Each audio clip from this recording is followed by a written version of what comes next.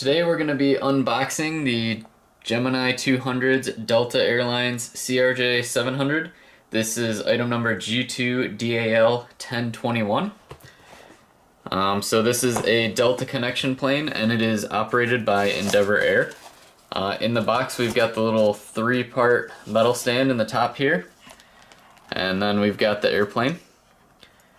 So this is November 391CA. And that's going to be ship number 10108 in the Endeavor fleet, which is also going to be the serial number. So this plane originally came from Comair, where it then went to ExpressJet and now Endeavor. So you can see here on the nose we've got the ship number.